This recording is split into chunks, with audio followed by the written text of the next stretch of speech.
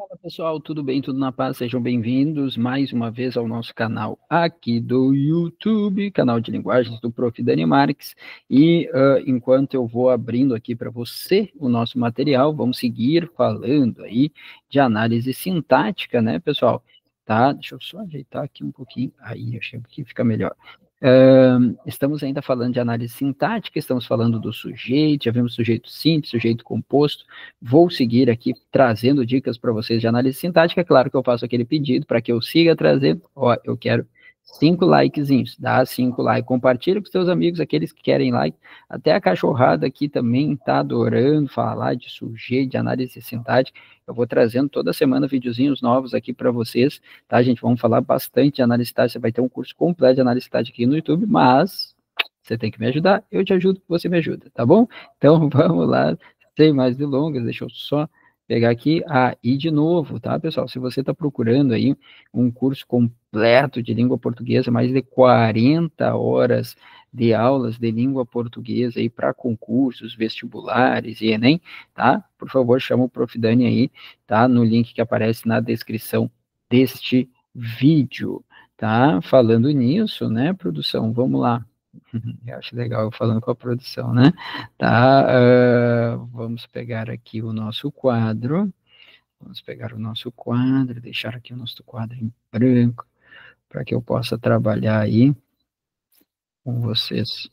Beleza, aqui, deixa eu compartilhar a tela e vamos tocar ali, né, pessoal? Vamos tocar ali. Quero ver se hoje a gente faz alguma questão também. Senão, bom, eu coloco sempre aqui no YouTube, né, questões aí de provas, fiquem ligados que eu estou subindo algumas questões aí da banca FGV, você que vai fazer concurso público para FGV, a gente sabe que a FGV é uma banca bem diferenciada em termos de provas de língua portuguesa, então tome muito cuidado, tá bom? Vamos lá, gente, vamos lá. Seguimos, então, falando do nosso querido sujeito, e você vai lembrar que eu coloquei da seguinte maneira, né, eu chamei o sujeito de item 1, muito bem. Chamamos o sujeito de item 1. Por que eu chamei o sujeito de item 1? Porque é o primeiro, né? O primeiro termo aí, né? Sintático que nós estamos estudando, tá? Que é o nosso sujeito. Aí nós vimos o item 1.1, que era o sujeito simples, aquele que apresentava tão somente um núcleo. Vimos também o item 1.2, que era o sujeito composto. Lembrando que o sujeito composto, tá, é aquele que apresenta 2 ou mais núcleos. Vimos até um detalhezinho em termos de concordância. Se você não assistiu ao vídeo do sujeito composto, sugiro que o faça, tá? Tem uma dica ali bem legal, bem importante, que ajuda muito em termos de prova, tá, gente? Então, vamos lá, vamos para o item 1.3 hoje. Vamos falar de quem? Vamos falar do sujeito dito oculto. Oculto. O que é o sujeito oculto, Dani? O sujeito oculto, pessoal, na verdade, essa nomenclatura, na teoria, vamos colocar aqui entre aspas, não existiria mais, tá? Ô, Dani, mas eu vejo tudo que é professor falando sujeito oculto. Pois é verdade. A maioria dos profs ainda chama de sujeito oculto, até porque didaticamente ele acaba sendo mais fácil, né, a gente chamar de sujeito oculto, tá? Legal que o pessoal decidiu fazer barulho bem na hora que eu tô gravando, mas tudo bem, faz parte da vida, né? Ainda bem que o nosso querido, né, Meet aqui, ele tem um redutor de ruído, mas tudo bem. Então, o sujeito oculto, a nomenclatura sujeito oculto teria caído de desuso, se eu não me engano, em 1973, que viagem, né? Eu sou de 1984 e eu aprendi isso como sujeito oculto. Aí ele ganhou outros nomes, tá, gente? A gente chama esse sujeito de sujeito subentendido. Subentendido. A gente chama esse sujeito, ó, o Silvestre está aqui. O que é, Silvestre? Psst, se liga. Sujeito subentendido, oculto, tá? Elíptico, ou desinencial. Desinencial. É tudo a mesma coisa, tá, gente? Oculto, subentendido, elíptico ou desinencial. Tudo a mesma coisa, tá? Então, vamos pegar exemplos aqui para que você lembre, né? O que é um sujeito oculto, subentendido, elíptico ou desinencial? É quando ele está escondidinho. Você consegue identificá-lo pela desinência do verbo, mas ele está escondido, ele não está escrito. Quando eu digo, por exemplo, olha só, Fiz a tarefa. Fiz a tarefa ontem.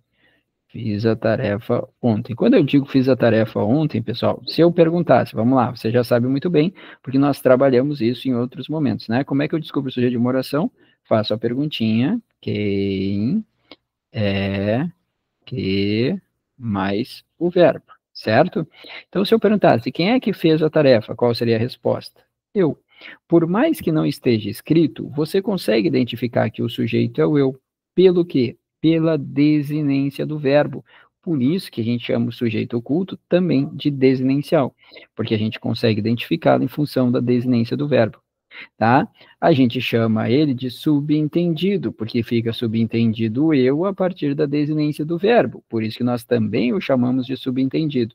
E a gente chama de elíptico porque vem de uma figura de linguagem chamada de elipse. O que é elipse? A elipse é a supressão de um ou mais termos que ficam subentendidos por um determinado contexto. Por isso que a gente chama esse sujeito de sujeito oculto, subentendido, elíptico ou desinencial, tá, gente? Bom, para encerrar, para você não ficar na dúvida, tome muito cuidado se aparecer isso aqui, ó. Venderam a casa. Venderam a casa. Se eu perguntasse quem é que vendeu a casa, resposta: eles. Eles ou elas. Aí a pessoa vai achar que é oculto. Não é. Esse aqui é o caso do indeterminado. Dani, por quê? Depois a gente vai falar um pouquinho melhor dele, mas vamos fazer um trato por enquanto. Pensa assim, ó. Será sujeito oculto se o nosso sujeito ficar subentendido, tá? A partir da desinência do verbo, e for uma dessas pessoas do discurso, ó. Eu, tu, ele, nós ou vós. Ou seja, o eles não entra aqui. Dani, não era mais fácil só falar assim, ó, que o eles não entra? Sim, seria mais fácil, tá? Mas lembre-se disso. Será sujeito oculto quando eu conseguir subentender um desses sujeitos, uma dessas pessoas do discurso. Eu, tu, ele, nós e vós. O eles não entra aqui. Porque o eles subentendido, por mais contraditório que possa ser, ele é indeterminado. Mas nós explicaremos e falaremos melhor do sujeito indeterminado no nosso próximo vídeo. Desde que você me ajude, eu quero 5 likes. 5 likes, e aí eu coloco a sequência aqui, o item 1.4, que vai ser o sujeito indeterminado, e não é só esse caso de indeterminado, tá? Tem o sujeito indeterminado a partir da indeterminação de sujeito, do índice de indeterminação de sujeito, que é uma coisa que aparece muito em prova.